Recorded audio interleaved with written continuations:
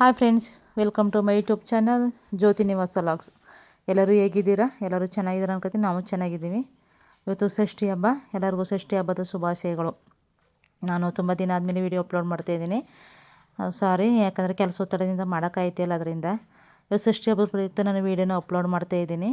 ಇವತ್ತಿನ ವ್ಲಾಗ್ ಹೇಗಿರುತ್ತೆ ಅಂತ ನೋಡೋಣ ಬನ್ನಿ. ಮೊದಲಾಗಿ ಎಲ್ಲರಿಗೂ ಷಷ್ಠಿ ಹಬ್ಬದ ಶುಭಾಶಯಗಳು. ಎಲ್ಲರೂ ಮನೇಲಿ ಹೇಗೆಲ್ಲ ಷಷ್ಠಿ ಹಬ್ಬಗಳು ಮಾಡ್ತಾಯಿದ್ದೀರಾ ಅಂತ ಕಮೆಂಟ್ ಮಾಡಿ. ನಮ್ಮಲ್ಲಿ ನಾವು ಇವತ್ತು ಷಷ್ಠಿ ಹಬ್ಬನ ಸಾಯಂಕಾಲ ಮಾಡ್ತಾಯಿದ್ದೀವಿ, ಬೆಳಗಿನಾಗ ಮಾಡ್ತಾಯಿಲ್ಲ. ಯಾಕಂದರೆ ಮಕ್ಳಿಗೆ ಇಬ್ರಿಗೂ ಕಾಲೇಜಲ್ಲಿ ಇದು ಎಕ್ಸಾಮ್ ಇತ್ತು. ಅದರಿಂದ ಸಾಯಂಕಾಲ ಮಾಡೋ ಅಂಥೇಳಿ ಸಾಯಂಕಾಲ ಮಾಡ್ಕೊತಾಯಿದ್ದೀನಿ. ಯಾಕಂದರೆ ನಾವು ಇಬ್ಬರೇ ಹೋಗಿ ಷಷ್ಠಿ ಹಬ್ಬ ಮಾಡೋದು, ಇಬ್ಬರೇ ಹೋಗಿ ತನಿಯರ್ಕ ಬರೋದು ಬೇಡ, ಮಕ್ಕಳು ಬರಲಿ ಅಂತ ಹೇಳ್ಬಿಟ್ಟು ಸಾಯಂಕಾಲ ಇಟ್ಕೊಳೋದು. ಆದರೆ ಸಾಯಂಕಾಲನೂ ಮಗಳು ಬರೋಕ್ಕೆ ಆಗಲ್ಲ ಅಂತಂದ್ಲು. ಮಮ್ಮಿ ಸಾಯಂಕಾಲ ನಾನು ಆದರೂ ಬರ್ತೀನಿ, ಇಲ್ಲಾಂದ್ರೆ ಆಗಲ್ಲ ಅಂತಂದ್ಲು. ಸರಿ ಅಂತ ಹೇಳ್ಬಿಟ್ಟು ಮಗನ ಯಾರು ಬರಲಿ ಅಂತೇಳಿ ಮಗನ ಮಧ್ಯಾಹ್ನಕ್ಕೆ ಬಪ್ಪ ಅಂತ ಹೇಳಿದ್ದೀನಿ. ಅವನು 2 ಗಂಟೆಗೆ ಎಕ್ಸಾಮ್ ಮುಗ್ದೋಯ್ತು ಮಮ್ಮಿ, ಒಂದು 2:15 ಬಸ್ಸು ಬರ್ತೀನಿ ಅಂತ ಹೇಳ್ಬಿಟ್ಟು ಅವನು ಹೇಳಿದ್ನ. ಅದರಿಂದ ಸಾಯಂಕಾಲ ಮಾಡೋ ಅಂದ್ಕೊಂಡು ಇನ್ನು ನಾನು ಬೆಳಗ್ಗೆ 4 ಗಂಟೆಗೆ ಎದ್ದು ತಿಂಡಿನೆಲ್ಲ ರೆಡಿ ಮಾಡಿದೆ. ತೊಗರಿ ಕಾಳು ಹಾಕ್ಬಿಟ್ಟು ಬಾತ್ ಮಾಡಿಬಿಟ್ಟು ಮಗಳು ಹೇಳಿಸ್ತಿ. ಅವಳು ಎದ್ದು ರೆಡಿ ಆದಳು. ನಾನು ಡೈಲಿ ಇವಾಗ 4 ಗಂಟೆಗೆ ಏಳಬೇಕು. 4 ಇಲ್ಲಾರ 4:15, 4:15 ಎದ್ದು ಬಿಡ್ತೀನಿ. ಯಾಕಂದರೆ ಇಬ್ಬರು ಕಾಲೇಜ್ಗೆ ಹೊರಡ್ತಾಳಲ್ಲ. ಅವಳು 6:15 ಬಸ್ಗೆ ಹೊರಡ್ಬೇಕು. ಅವಳು ಮಗ 8 ಗಂಟೆ ಬಸ್ಗೆ ಹೊರಡ್ಬೇಕು. ಅದರಿಂದ ತಿಂಡಿ ಮಾಡಿ ಬೇಗ ಏಳಿಸಿ ಅವನ್ನ ರೆಡಿ ಮಾಡಿ ಕಳಿಸ್ಬೇಕು ಅಂತೇಳಿ, ಬಾಕ್ಸ್ಗೆಲ್ಲ ಹಾಕ್ಬೇಕು ಅಂತೇಳಿ ನಾನು 4 ಗಂಟೆ 4:15 ಹೇಳ್ತೀನಿ. ಎದ್ದು ನಾನು ತಿಂಡಿ ಗಿಂಡಿ ಮಾಡೋಷ್ಟಲ್ಲ ಅವಳು 5:15 ಎದ್ದು ರೆಡಿ ಆಯ್ತಾಳೆ. ಅವಳು ಇನ್ನು 6:15 ಬಸ್ಗೆ ಕ್ಯಾಚ್ ಮಾಡ್ಕೊತಾಳೆ. ಇನ್ನು ಮನೇಲೆ ತಿಂಡಿ ರೆಡಿ ಇರೋ ಮನೇಲೆ ತಿನ್ಕೊತಾಳೆ, ಇಲ್ಲಾಂದ್ರೆ 2 ಬಾಕ್ಸ್ ಹಾಕೊಂಡು ಹೋಯ್ತಾಳೆ ಅವಳು. ಬೆಳಗಿನ ತಿಂಡಿಗೊಂದು ಮಧ್ಯಾಹ್ನ ಊಟಕ್ಕಂತು ಅಂತೇಳಿ. ಅವಳು ಸರಿ ಮಮ್ಮಿ ಅಂದ್ಬಿಟ್ಟು ಅವಳು ರೆಡಿಯಾಗಿ ಅವಳು ಹೊರಟ್ಳು. ಇನ್ನು ಮಗನೂ ಅವನು ಎದ್ದು 8 ಗಂಟೆ ಬಸ್ಗೆ ಅವನು ರೆಡಿಯಾದ. ರೆಡಿಯಾಗಿ ಅವ್ನಿಗೊಂದು ಸ್ವಲ್ಪ ಟೈಮ್ ಏರು ಸಿಕ್ಕುತ್ತೆ. ಯಾಕಂದ್ರೆ ಅವ್ನು 8 ಗಂಟೆ ಬಸ್ಗೆ ಹೋಗೋದ್ರಿಂದ ಒಂದು ಸ್ವಲ್ಪ ಟೈಮ್ ಎದ್ದು ರೆಡಿ ಆಗ್ಬೋದು. ಇವಳು ಮಗಳು ಪಾಪ ರೆಡಿ ಆಗೋದೇ ಲೇಟು. ಇನ್ನು 6 ಗಂಟೆ ಬಸ್ಗೆ ಹೊರಡ್ಬೇಕು. 6:15 6:15 ಬಂದ್ಬಿಡ್ತದೆ ಬಸ್ಸು. ಪಾಪ ಇವಳು ಬೇಗನೆ ಎದ್ದು ರೆಡಿ ಆಗಬೇಕು. ಅವಳು ಹೇಳ್ಬಿಟ್ಟು ಅವಳು ಹೊರಟ್ಳು.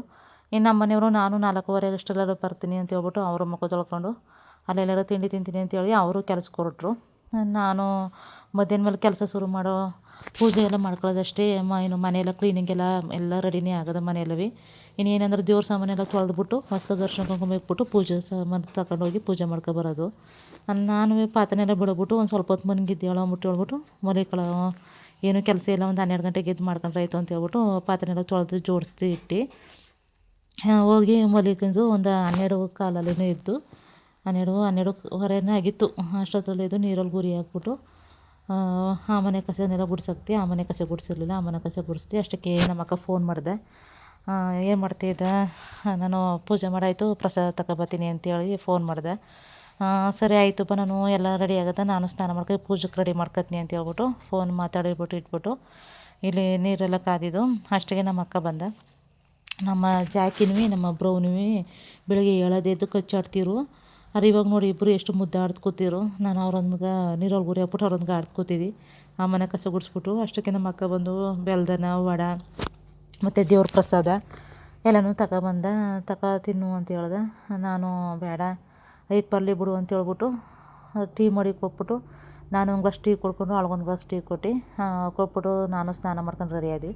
ಇನ್ನು ನಮ್ಮ ಅಕ್ಕ ಬಂದಿದ್ಲಲ್ಲ, ಅಕ್ಕ ಒಂದು ಸ್ವಲ್ಪ ಕೆಲಸಕ್ಕೆ ಹೆಲ್ಪ್ ಮಾಡೋ 1 ಗಂಟೆ. ಅವಳು ಕಡಲೆಬೇಳೆನೆಲ್ಲ ಸೋಸ್ಬಿಟ್ಟು ಎಳ್ಳು ಸೋಸ್ಕೊಟ್ಟ, ಕಡಲೆಬೇಳೆ ಸೋಸ್ಕೊಟ್ಟ, ಈರುಳ್ಳಿ ಕಟ್ ಮಾಡಿಕೊಟ್ಟ, ಒಳಗೆ ಎಲ್ಲನೂ ಮಾಡ್ಕೊಟ್ಬಿಟ್ಟು ಸರಿ ಪೂಜೆ ಮಾಡ್ಕೊಬನ್ನಿ, ನಾವು ಮನೆಗೆ ಹೋಯ್ತೀನಿ ಅಂತ ಹೇಳ್ಬಿಟ್ಟು ಅವಳು ನನ್ನ ಮಗ ಬಂದಮೇಲೆ ಅವ್ನು ಮಾತಾಡಿಸ್ಬಿಟ್ಟು ಮನೆಗೆ ಹೋದವ. ಇನ್ನು ನನ್ನ ಮಗನು ಬಂದಾಗ ಒಂದು ಸ್ವಲ್ಪ ಪ್ರಸಾದ ತಂದಿದ್ಲಲ್ಲ ನಮ್ಮ ಅಕ್ಕ, ತಿನ್ಕೊಂಡು ಅವನು ಸ್ನಾನ ಮಾಡ್ಕೊಂಡು ಅವನು ರೆಡಿ ಆಯ್ತಿದ್ದ. ನಾನು ಪೂಜೆಗೆಲ್ಲನೂ ತಯಾರಿ ಮಾಡ್ಕೊಂಡು ಬೆಲ್ದನ, ಎಳ್ಳುಡಿ ಮತ್ತು ಸಪ್ಪ ವಡೆ, ಹಣ್ಣು ಕಾಯಿ ಗಂಧ ಕಡೆ ಕರ್ಪೂರ ಎಲ್ಲ ಪೂಜೆಗೆಲ್ಲನೂ ತಗೊಂಡು ಒಂದು ಬ್ಯಾಗ್ ಹಾಕ್ಬಿಟ್ಟು ಎಲ್ಲನೂ ರೆಡಿ ಮಾಡಿದೆ. ನನ್ನ ಮಗನ ಒಂದು ವಾಟರ್ ಬಾಟ್ಲ್ ನೀರು ತುಂಬಿಡಪ್ಪ, ಇನ್ನು ಪೂಜೆಗೆ ಬೇಕು ಅಂತ ಹೇಳ್ದಾಗಂಟ ಅವನು ನೀರು ತುಂಬ್ಕೊತಿದ್ನ. ಅವ್ನು ನೀರು ತುಂಬೋದ್ಲಿ ನೋಡಿ ನಮ್ಮ ಜಾಕಿ ಹೋಗಿ ತೊಳೆ ಮೇಲೆ ಕೂತ್ಕೊಂಡು ಅದು ನೋಡ್ದು ಕೂತಾನೆ. ನಮ್ಮ ಬ್ಲ್ಯಾಕಿ ಇದ್ರೆ ಚೆನ್ನಾಗಿರೋದು. ನಮ್ಮ ಬ್ಲ್ಯಾಕಿ ಇಲ್ಲ. ನಮ್ಮ ಬ್ಲ್ಯಾಕಿ ಒಂದು ವಾರ 15 ದಿನ ಆಗೋಯ್ತು ನಮ್ಮ ಮನೆ ಬಿಟ್ಟು ಹೋಗಿ. ಅವನೇ ಹೊಂಟೋದ್ನೋ ಇಲ್ಲ ಯಾರೋ ಎತ್ಕೋದ್ರೋ ಅನ್ನೋದೇ ಗೊತ್ತಿಲ್ಲ. ತುಂಬ ಬೇಜಾರಾಯ್ತು ನಾವು ಇಲ್ಲದೆ ಇರೋಕ್ಕೆ. ಅವನ ಬದಲು ಇವನ್ನ ಜಾಕಿನ ಕರ್ಕೊಬಂದೋ. ಇವನು ಬ್ಲ್ಯಾಕ್ ಅಂತ ಕರಿಬೋದಾಯಿತು, ಅವ್ನ ನೆನಪು ಆಯ್ತು ಅಂತ ಹೇಳ್ಬಿಟ್ಟು ಜಾಕಿ ಅಂತ ಹೆಸರು ಇಟ್ಕೊಂಡಿದ್ದೀವಿ ಇವನ್ನ. ಇವನು ಅವನ ಥರನೇ ಚೂಟಿಯಾಗಿ ಆಟ ಆಡ್ತಾನೆ. ಆದರೂ ಅವನ್ನ ತುಂಬ ಚೆನ್ನಾಗಿ ಸಾಕೊಂಡಿದ್ನು. ಆಮೇಲೆ ತುಂಬ ಬೇಜಾರಾಯ್ತು.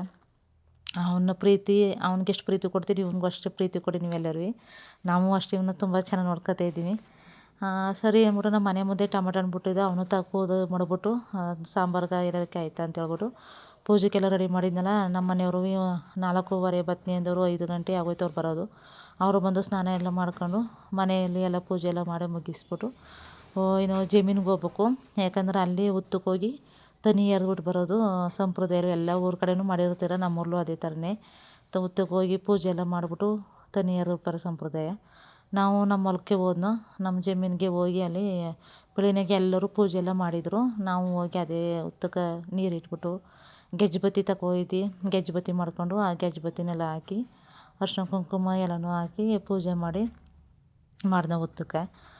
ಪೂಜೆ ಸಂಪ್ರದಾಯವಾಗಿ ಮಾಡಬೇಕು. ಒಂದೊತ್ತು ಹಸ್ಕೊಂಡಿದ್ದು ಮಾಡಬೇಕು, ಮತ್ತು ಕಟ್ನಿಟ್ಟು ಮಾಡಬೇಕು ಅಂತ ನಮ್ಮ ಅಮ್ಮ ತಾತ ಹಿಂದಿನ ಕಾಲದಿಂದ ಹೇಳ್ಕೊಬರ್ತಾರೆ. ಅವ್ರು ಹೇಳಿರೋ ಪ್ರಕಾರನೇ ನಾವು ಒಂದೊತ್ತಿದ್ದು ಕಟ್ನಿಟ್ಟಾಗಿ ಪೂಜೆ ಮಾಡಿದ್ನೋ. ನಮ್ಮಮ್ಮ ಯಾವಾಗಲೂ ನಮ್ಮಮ್ಮ ಅಂದರೆ ನಮ್ಮ ಅಜ್ಜಿ, ನಮ್ಮ ತಾಯಿಯವ್ರ ತಾಯಿ, ದೇವರು ನಮ್ಗೆ ಬಡಸ್ತನ ಕೊಟ್ಟಿರೋ ಕೊಳಗಸ್ತನ ಕೊಟ್ಟಿಲ್ಲಕ್ಕವ. ಕೊಳಕಾಟ ಆಡಬೇಡಿ, ಕೈ ಬೈನ ಹಚ್ಕಟ ತೊಳ್ಕೊಂಡು ಏನು ಪೂಜೆ ಮಾಡ್ಬೇಕಾದ್ರು ಕೈ ಬೈ ಹಚ್ಕಟ ತೊಳ್ಕೊಂಡು ಪೂಜೆ ಮಾಡಿ. ಯಾರೇ ಬಂದರು ನೀರು ಕೇಳಿದ್ರು ನೀರು ಕೊಟ್ಟರು, ಅವ್ರಿಗೆ ಟೀ ಕೊಟ್ಟರು, ಏನೇ ಕೊಟ್ಟರು ಕೈ ಬೈ ತೊಳ್ಕೊಂಡು ಹಚ್ಕಟ ಕೊಡಿ. ಪಾತ್ರೆಗಳನ್ನೂ ಅಷ್ಟೇ ನೀಟಾಗಿ ತೊಳ್ಕೊಳ್ಳಿ, ಮನೆಯೂ ಅಷ್ಟೇ ಹಚ್ಕಟ ಮಡಿಕೊಳ್ಳಿ ಅಂತ ಯಾವಾಗಲೂ ನಮ್ಮಮ್ಮ ಹೇಳ್ತಾನೆ ಇರೋಳು ನಮ್ಗೆ. ಹೇಳ್ಬೇಕು ಅಂದರೆ ನಾವು ನಮ್ಮಮ್ಮ ನಮ್ಮವ್ವ ಅಪ್ಪ ಏನು ಹೇಳ್ಕೊಟ್ಟಿರ್ತಾರೆ ಅದೇ ದಾರಲ್ಲಿ ನಾವು ನಡ್ಕೊಬಂದಿರೋದು. ನಾವು ಅಷ್ಟೇ ನಮ್ಮ ಮಕ್ಳಿಗೆ ಮುಂದಕ್ಕೆ ಹೇಳ್ಕೊಡ್ಬೇಕು. ಈ ರೀತಿ ಕಪ್ಪ ಪೂಜೆ ಈ ರೀತಿ ಮಾಡ್ಕೊಂಡೋಗಿ, ಈ ರೀತಿ ಸಂಪ್ರದಾಯ ನಮ್ಮ ಮನೆ ದೇವರು ನಮ್ಮ ಮನಸ್ಥಾನದಲ್ಲಿ ಈ ರೀತಿ ನಡ್ಕೊಬಂದದ, ನಮ್ಮಲ್ಲಿ ಈ ರೀತಿ ನಡ್ಕೊಬಂದದ ಅಂಥೇಳಿ ಮಕ್ಕಳನ್ನ ನಾವು ಹೇಳಿ ಅವರು ಅವ್ರ ಮಕ್ಳಿಗೆ ಹೇಳ್ಕೊಂಡು ಹೋಗಿ ಸಂಪ್ರದಾಯ ಮುಂದುವರ್ಸ್ಕೊಂಡು ಹೋಗ್ಬೇಕಲ್ವ. ನಮ್ಮಲ್ಲೂ ಅಷ್ಟೇ ನಾವು ನಮ್ಮಮ್ಮ ತಾತ ಏನು ಕೊಡ್ತಾರೆ ಆ ರೀತಿ ನಮ್ಮ ಪೂಜೆ ಪುರಸ್ಕಾರ ಎಲ್ಲ ಮಾಡ್ಕೊಂಡು ಸಂಪ್ರದಾಯ ಮುಂದುವರ್ಸ್ಕೊಂಡು ಬರ್ತಾಯಿದ್ದೀವಿ.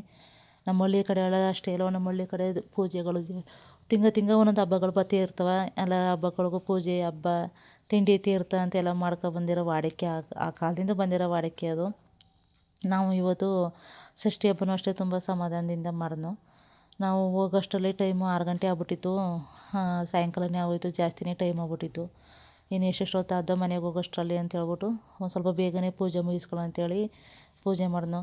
ಪೂಜೆ ಬೇಗ ಮುಗಿಸೋದು ನಿಧಾನ ಮುಗಿಸೋದು ಅಂತಿಲ್ಲ, ಮನಸ್ಸಲ್ಲಿ ಸಮಾಧಾನವಾಗಿ ನೆಮ್ಮದಿಯಿಂದ ಮತ್ತು ನಂಬಿಕೆಯಿಂದ ಪೂಜೆ ಮಾಡಿದ್ರೆ ಅದು ಚೆನ್ನಾಗಿರುತ್ತೆ ಅಂತೇಳಿ ಪೂಜೆ ಮಾಡಿದ್ನು. ಒಂದೊತ್ತು ಇರ್ಬೇಕಲ್ವ. ಇವತ್ತು ಷಷ್ಠಿ ಹಬ್ಬಕ್ಕೆ ಎಲ್ಲರೂ ಒಂದೊತ್ತಲ್ಲಿದ್ದು ಪೂಜೆ ಮಾಡ್ತಾರೆ. ಮಕ್ಕಳುಗಳು ಅದರಿಂದ ಮಕ್ಕಳುಗಳು ಇರೋಲ್ಲ ಒಂದೊತ್ತು. ಇನ್ನು ನಾನು ನಮ್ಮ ಮನೆಯವರು ಇಬ್ಬರು ಇನ್ನೂ ಒಂದೊತ್ತಿದ್ದು ಪೂಜೆನ ಮಾಡಿ ಒಂದೊತ್ತು ಪೂಜೆ ಎಲ್ಲ ಮಾಡಿದ್ಮೇಲೆ ಒಂದೊತ್ತು ಅಲ್ಲೇ ಜಮೀನಲ್ಲಿ ಒಂದೊತ್ತು ಬಿಟ್ಬಿಟ್ಟು ಆಮೇಲೆ ಮನೆಗೆ ಬರೋದು. ಎಲ್ಲ ನಮ್ಮಲ್ಲಿ ನಮ್ಮ ದೊಡ್ಡಪ್ಪ ನಮ್ಮ ಚಿಕ್ಕಪ್ಪತಿರೋರೆಲ್ಲರೂ ಬೆಳಗ್ಗೆನೇ ಬಂದು ಪೂಜೆ ಹೋಗಾರೆ. ಇನ್ನು ನನ್ನ ಮಗ ಪೂಜೆ ಮಾಡೋ ಬದಲು ಕಾಲ್ಗೆ ಏನೋ ಕಚ್ತಿದ್ನು ಅಂತ ಹೇಳ್ಬಿಟ್ಟು ಇದು ಮಾಡ್ತಾಯಿದ್ದೆ. ಯಾಕಂದರೆ ಬೆಳಗ್ಗೆ ಬಂದು ಅವ್ರು ಪೂಜೆ ಮಾಡಿದವರೆಲ್ಲ ಸಕ್ಕರೆ ಎಲ್ಲ ಮತ್ತು ಹಾಲು ಬೆಣ್ಣೆ ಬಾಳೆಹಣ್ಣು ಎಲ್ಲ ಇಟ್ಟು ಪೂಜೆ ಮಾಡೋರು. ಅದರಿಂದ ಏನೋ ಬಂದ್ಬಿಟ್ಟಿದ್ದು. ಅವನು ಹಂಗೆ ಕಾಲು ಕಚ್ತಿದ್ದೋ ಮಮ್ಮಿ ಅಂದ್ಬಿಟ್ಟು ಪೂಜೆ ಮಾಡೋ ಹೊತ್ತು ಇದು ಮಾಡ್ತಾನೆ ಕಡಿತ ಅಂತಿದ್ದೆ. ಸರಿ ನೋಡ್ಕೊಂಡು ಮಾಡಪ್ಪ ಅಂತ ಹೇಳ್ಬಿಟ್ಟು ಪೂಜೆ ಎಲ್ಲ ಮಾಡಿ ಮುಗಿಸಿದ್ನೋ. ಇನ್ನು ಉತ್ತಕ್ಕೆ ಹಾಲು ಬೆಣ್ಣೆ ಎರೆ ಹಾಕೋದು ಸಂಪ್ರದಾಯ. ನಾವು ಅಷ್ಟೇ, ನಾನು ನನ್ನ ಮಗ ನಮ್ಮ ಮನೆಯವರೆಲ್ಲರೂ ಹಾಲು ಬೆಣ್ಣೆನ ಉತ್ತಕ್ಕೆ ಹಾಕ್ಬಿಟ್ಟು ಪ್ರಸಾದ ತಗೊಂಡು ದೇವರು ನಮಸ್ಕರಿಸ್ಬಿಟ್ಟು ಕರ್ಪೂರ ಕಸ್ಬಿಟ್ಟು ಇನ್ನು ಅಲ್ಲೇ ಚಿಕ್ಕಮ್ಮನ ದೇವಸ್ಥಾನ ಅದ, ಅಲ್ಲಿ ಜಮೀನವರೇ ಅಲ್ಲಿ ಚಿಕ್ಕಮ್ಮನ ದೇವಸ್ಥಾನ ರೆಡಿ ಮಾಡ್ಸಾರ ಅವರು. ಆ ದೇವಸ್ಥಾನಕ್ಕೆ ನಾವು ಹೋಗಿ ಅಲ್ಲಿ ಪೂಜೆ ಮಾಡ್ಬಿಟ್ಟು ಮತ್ತು ನಮ್ಮಲ್ಲಿ ನಮ್ಮ ದೊಡ್ಡಪ್ಪ ನಮ್ಮ ಚಿಕ್ಕಪ್ಪ ಮತ್ತು ಇನ್ನೊಬ್ಬರು ನಮ್ಮ ದೊಡ್ಡಪ್ಪ ಅವರ ಸಮಾಧಿ ಅದ. ಅವರು ನಮ್ಮ ಜಮೀನಲ್ಲಿ ಪಕ್ಕದಲ್ಲಿ ಅಲ್ಲಿರೋ ಪಕ್ಕದಲ್ಲೇ ಇರೋದೇ ಜಮೀನು ನಮ್ಮದು. ಅಲ್ಲೋಗಿ ಅವ್ರಿಗೂ ಪೂಜೆ ಮಾಡ್ತೀವಿ. ವರ್ಷನೂ ಅಷ್ಟೇ.